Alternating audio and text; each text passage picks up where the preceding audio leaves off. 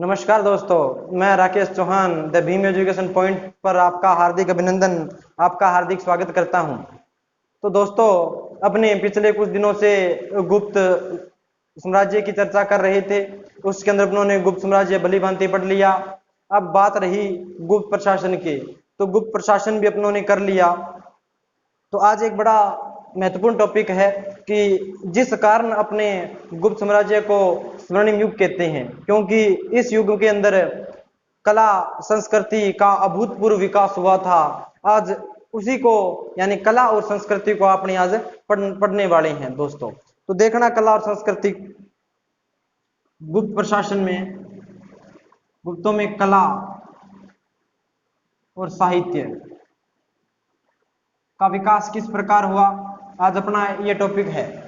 तो दोस्तों, थोड़ा सा इसकी पृष्ठभूमि तैयार कर लेते हैं। देखना, भी अपने पढ़ते हैं भी गुप्त जो शासक थे वो वैष्णव जो धर्म था, यानी विष्णु को मानने वाले लोग थे। ये वैष्णव धर्म का ज्यादा इस समय प्रचार प्रसार हुआ, लोकप्रिय भी रहा था। परंतु जो ज्यादा मूर्तियां मिली है इसके अंदर, वो अपने को महात्मा बुद्ध की मिली है, महात्मा बुद्ध की मिली है। तो अपने कह सकते हैं कि मूर्ति जो है, जो मूर्ति कला का विकास है, वो गुप्त साम्राज्य से पहले ही हो चुका था। तो इसका श्रेय अपने कुषाणों को देते हैं दोस्तों, कुषाणों को, क्योंकि कुषाणों के समय जो ये मूर्ति कला था, ये अपने चरम उत्कृष्ट काल पर था। वैसे अगर मूर्ति कला की बात करूं तो ये लगभग दूसरी शताब्दी ईसा पूर्व के अंदर मूर्ति जो निर्माण था वो प्रारंभ हो चुका था।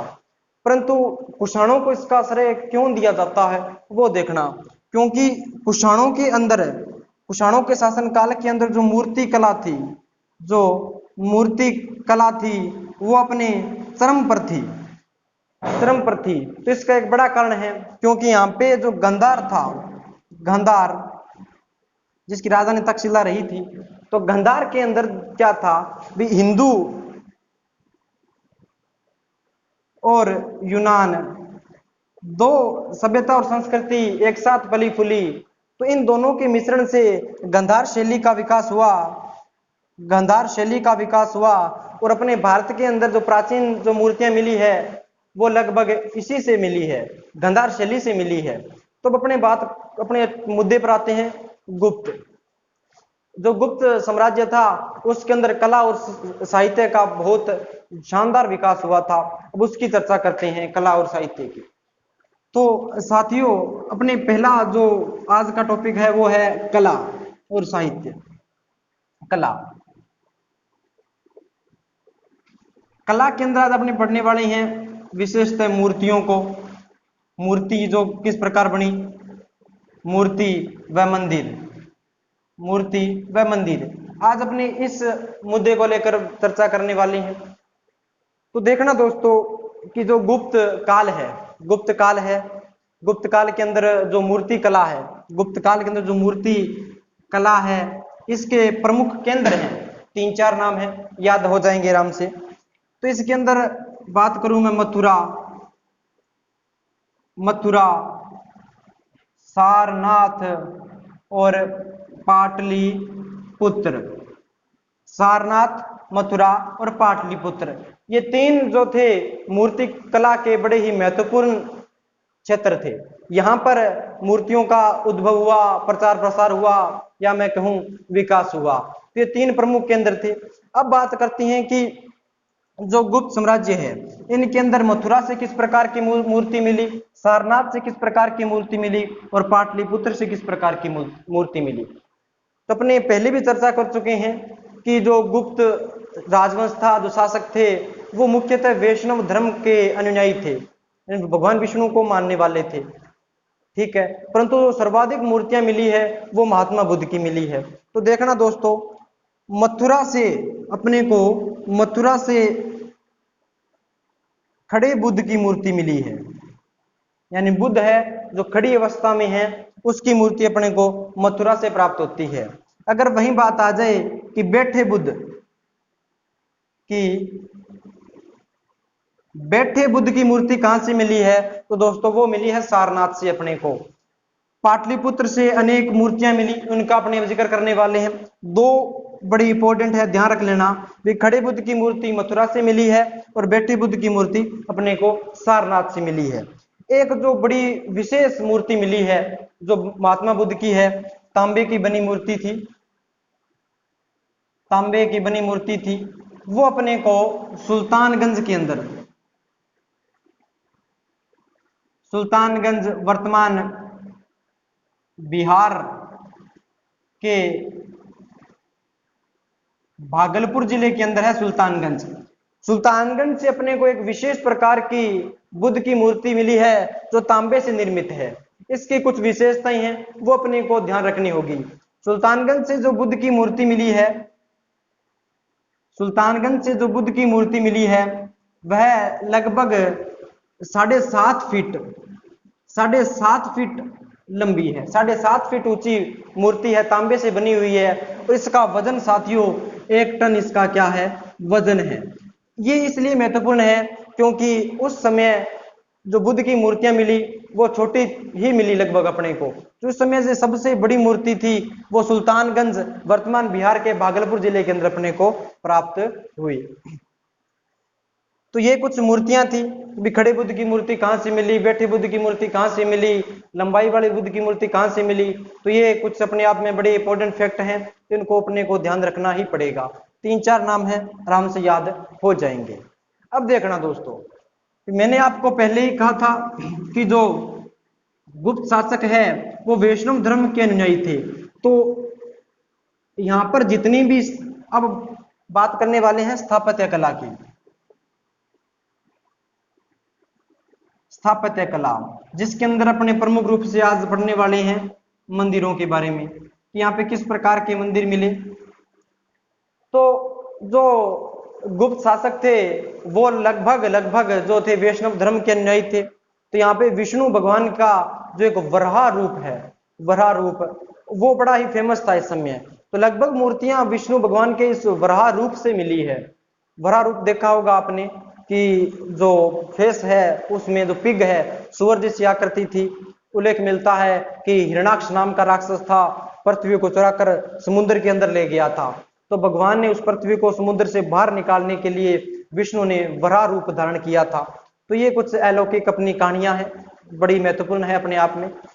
तो अपने बात करने वाले हैं स्थापत्य कला और मंदिरों की। तो मंदिर ज्यादा नहीं है, 7-8 मंदिर हैं, याद रखने पड़ेंगे। एक तो मंदिर कहाँ पे है, किस देवता या किस भगवान को समर्पित है, ये 2-3 नाम है, ध्यान रखना पड़ेगा। अगर मैं बात करूं सर्वप्रथम अपने को मिला था देवगढ़, देवगढ़ का दशावतार मंदिर, देवगढ़ का दशावतार मंदिर ये कहां पे है, तो इनका नाम और स्थान अपने को पता होना चाहिए। देवगढ़ का जो दशावतार मंदिर है वो अपने को ललितपुर झांसी कहां पे है दोस्तों, यूपी। तो ललितपुर झांसी से अपने को देवगढ़ का दशावतार मंदिर मिला था। यानी जो भगवान विष्णु के 10 अवतार हैं वो इसके अंदर दर्शाए गए हैं। उसमें से एक प्रश्न और बन के आता है कि सबसे आकर्षक मूर्ति कौन थी। ये बड़ा प्रश्न है कि जो 10 अवतार का जो मंदिर है इसके अंदर भगवान जो विष्णु है उसके 10 अवतारों की उल्लेख मिलता है अपने को। तो उनसे जो विशेष आकर्षण का जो केंद्र रहा था वो रहा था भगवान विष्णु की शेष सैया पर जो लेटी हुई मूर्ति है, अर्थात भगवान विष्णु शेष नाग के ऊपर लेटे हुए हैं। जो उसकी नाभि थी, भगवान विष्णु की नाभि से कमल निकलता है, कमल के ऊपर ब्रह्मा और महेश बैठे हुए हैं। जो इनकी जो पत्नी थी वो इनके पैर दबा रही है। इस प्रकार की एक मूर्ति है शेष शैया की मूर्ति, वो विशेष आकर्षक का केंद्र रही है। देवगढ़ का दशावतार मंदिर ललितपुर झांसी से मिला था साथियों अपने को। अगर मैं आगे बात करूं तो एक अपने को मंदिर मिलता है सांची का मंदिर, आगे मंदिर मिलता है अपने को सांची का मंदिर। नंबर 2 सांची का मंदिर। सांची का मंदिर भी यूपी में है। जो अपने सांची का सारनाथ स्तंभ है उसी के पास है। ये भी यूपी में है। इसकी एक बात ध्यान रख लेना दोस्तों, इसको मंदिर संख्या 17 कहा जाता है। मंदिर संख्या 17 किसको कहा जाता है? बहुत बार बार बिसराया है ये प्रश्न। सांची का जो मंदिर है, सांची का जो सारनाथ का जो मंदिर है यूपी के अंदर है, उसको मंदिर संख्या 17 कहा गया है दोस्तों। अब उसके कुछ अन्य मंदिर की बात करता हूं, जैसे उदयगिरी का वराह मंदिर, ये एमपी के अंदर है। नंबर 4 की अगर मैं बात करूं, एरण का वराह मंदिर, वराह मंदिर ये भी कहां पे है साथियों? ये भी एमपी यानी मध्य प्रदेश के अंदर है। वराह मंदिर इसलिए अपने को ज्यादा मिलते हैं क्योंकि इस समय जो विष्णु का वराह रूप था वो बड़ा ही आकर्षण का केंद्र था। तो जितनी भी मूर्तियां अपने को मिली लगभग विष्णु के वराह रूप की भी मिली। ये नहीं है कि की सारी मूर्तियां भगवान विष्णु को मिली। आपको पता है कि अपने त्रिदेव है, त्रिदेव त्रिदेव इन 3 देव अपने प्रमुख माने जाते हैं, ब्रह्मा, विष्णु और महेश। ब्रह्मा जन्म देता है, महेश जन्म समाप्त करता है, पालने वाला कौन हो गया? विष्णु की। इसलिए इस काल में जितनी भी मूर्तियां मिली वो विष्णु भगवान के वराह रूप की मूर्तियां मिली। अब आगे कुछ शिव के मंदिर भी मिले हैं। जैसे बात करूं मैं भूमरा का शिव मंदिर, भूमरा का शिव मंदिर ये भी दोस्तों एमपी के अंदर है, मध्य प्रदेश के अंदर। एक आता है नाचना कुठार का,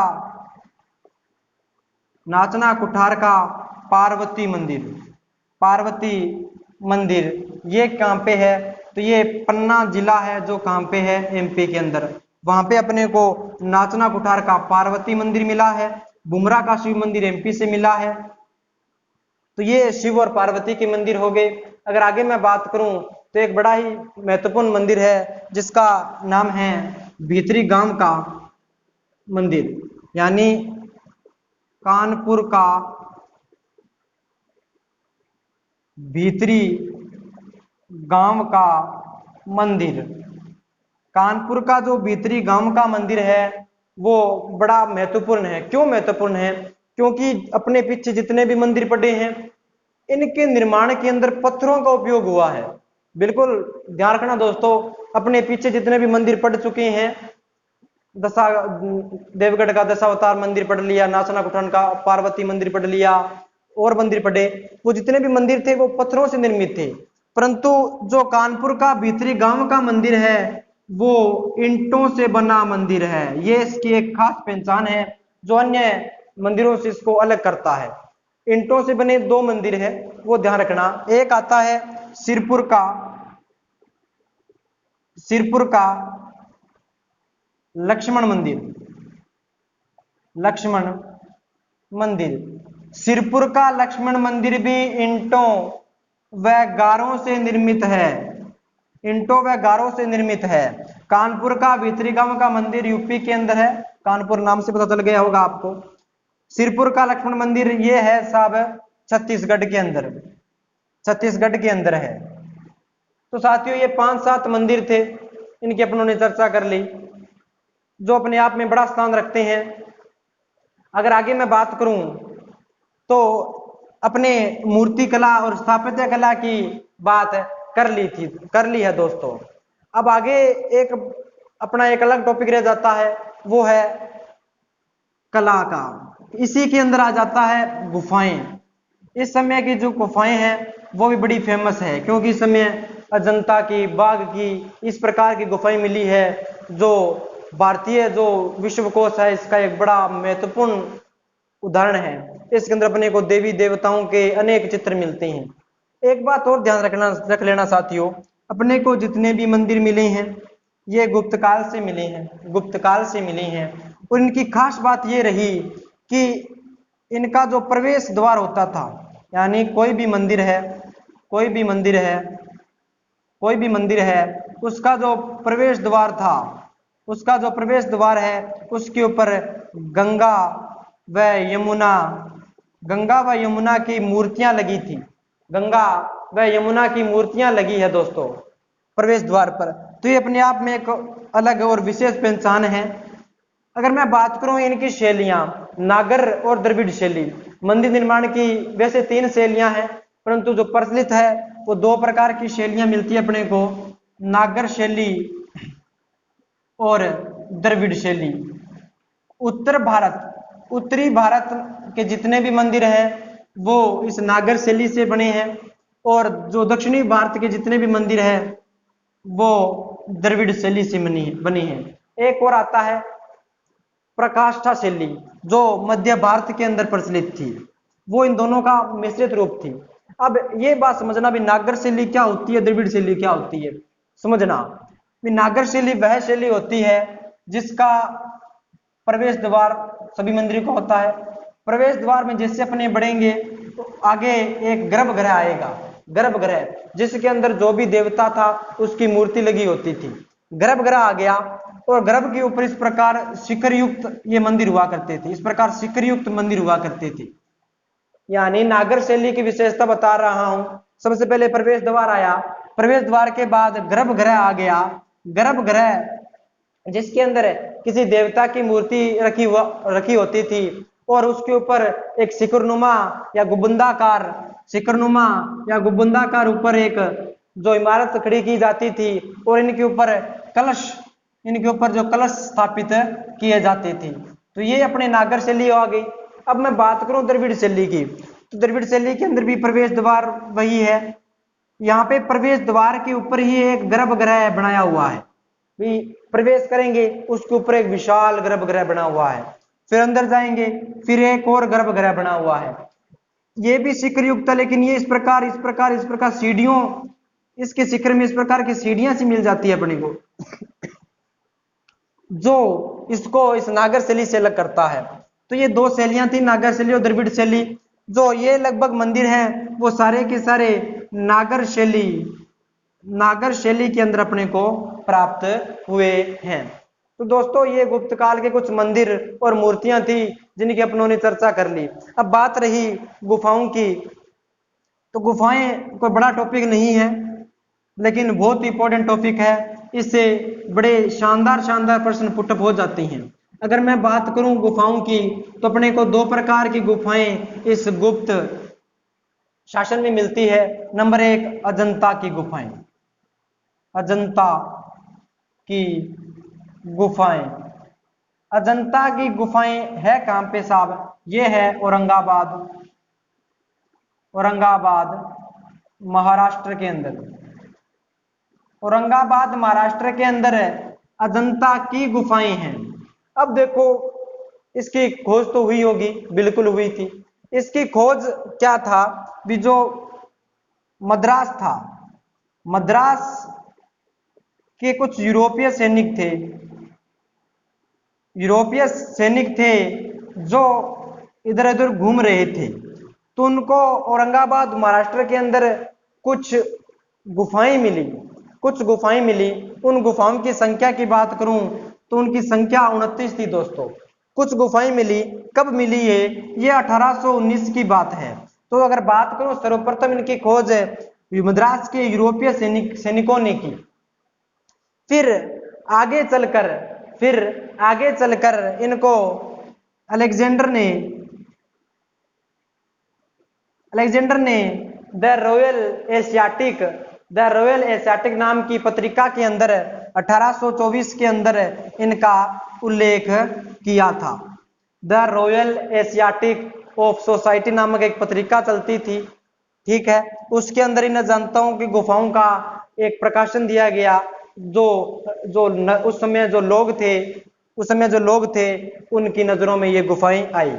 संख्या में 29 थी, 29 में से 4 थे चैत्य, और 4 चैत्य थे, और जो 25 थे वो थे विहार। 25 क्या थे, विहार थे। अब ये देखो चैत्य और विहार क्या होते हैं। चैत्य जो पूजनीय स्थल होते थे वो चैत्य, उनको चैत्य कहा जाता है दोस्तों। और विहार यानी जो बौद्ध भिक्षु हुआ करते थे, बौद्ध भिक्षु हुआ करते थे, उनके जो रहने का स्थान था, निवास का स्थान था, उनको विहार बोला जाता है। और जो मूर्तियों या स्तूपों का जो पूजनीय स्थान था, उनको चैत्य कहा जाता था। 29 गुफाएं हैं, उनमें से 4 चैत्य हैं, 25 विहार है। परंतु अपने को तो मतलब गुप्त साम्राज्य से है, तो इनमें से गुप्त साम्राज्य यानी 2900 गुफाएं हैं, इनके अंदर जो 25 ये विहार है, इनके अंदर अलग अलग टाइम पीरियड की जो मूर्तियां हैं या जो चित्र हैं वो इस पर उकेरित है। अपने को अब एक ही चीज का पता होना चाहिए कि गुप्तों की इनमें से कौन सी गुफाएं प्रचलित थी। तो गुप्तों को 16, 17 और 19 ये 3 गुफाएं गुप्तों की थी। यानी इसमें गुप्त जो साम्राज्य था उनसे संबंधित इनकी जानकारी अपने को प्राप्त होती है। यानी गुप्तों के समय ये बनाई गई थी। किसने बनाया? तो इनको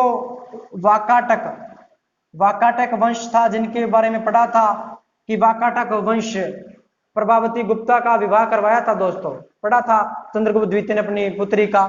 तो वाकाटक वंश का एक शासक था पृथ्वीसेन ने इन गुफाओं का निर्माण करवाया। इन गुफाओं में है क्या ये अपने आप में एक बड़ा प्रश्न है। तो दोस्तों देखना, जो नंबर 16 जो गुफा है, इसमें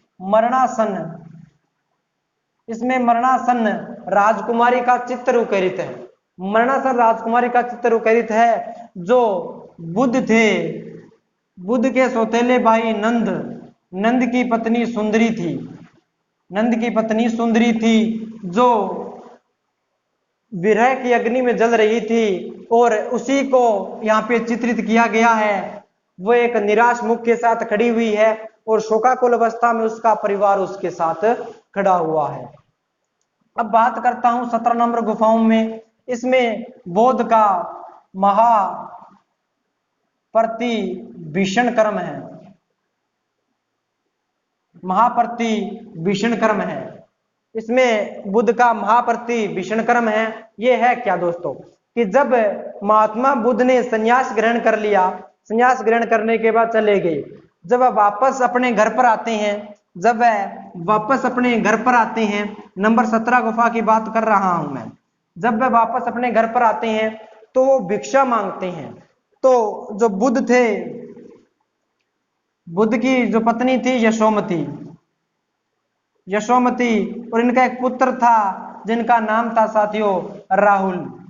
तो इसमें एक चित्र दिया गया है कि जिसके अंदर बुद्ध ने अपनी पत्नी से भिक्षा मांगी और इसकी पत्नी ने इसके पुत्र राहुल को बुद्ध को भिक्षा में दे दिया। तो ये अपने को महात्मा बुद्ध का महाभीषण कर्म के बारे में पता चलता है कि किस प्रकार महात्मा बुद्ध ने अपने जीवन में कष्ट सहे थे, परंतु कभी भी विग्रह नहीं हुए थे। तो ये था दोस्तों अजंता की गुफाएं। अपने को सिर्फ गुप्तों के बारे में जानकारी मिलती है। अगर बात करूं 19 नंबर की गुफा, तो ये एक चैत्य था। 19 नंबर की गुफा के अंदर सिर्फ चैत्य था। 29 की 29 गुफाएं आपको याद करने की जरूरत नहीं है। गुप्तों के अंदर सिर्फ ये 3 याद रख लेना, 16, 17, 19। अगर मैं बात करूं कि इस समय तक जो इनके अंदर चित्र थे वो लगभग नष्ट हो गए थे, परंतु 1, 2, 9, 10, 16 और 17 ये शायद 6 गुफाएं हो गई। इन 6 गुफाओं के अंदर आज भी जो चित्र हैं वो सुरक्षित हैं। ये जो 6 गुफाएं हैं 1, 2, 9, 10 और 16, 17, इनके अंदर आज भी चित्र क्या है, सुरक्षित है। जिनमें से 16, 17 गुप्तों के समय इसको बनवाई गई थी। तो दोस्तों अब आगे रही बाघ की गुफाएं बड़ी इंपॉर्टेंट है। बाघ की गुफाएं।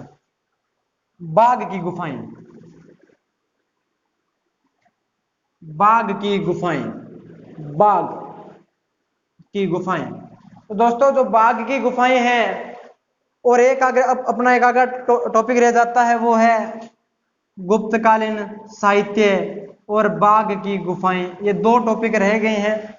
आज समय के अभाव के चलते दोस्तों इतना ही कर पाएंगे अपने। अब जल्दी आपके सामने अगली क्लास लेकर आएंगे। उसके अंदर जो गुप्तों का साहित्य विकास था वो पढ़ेंगे, बड़ा ही मजा आने वाला है।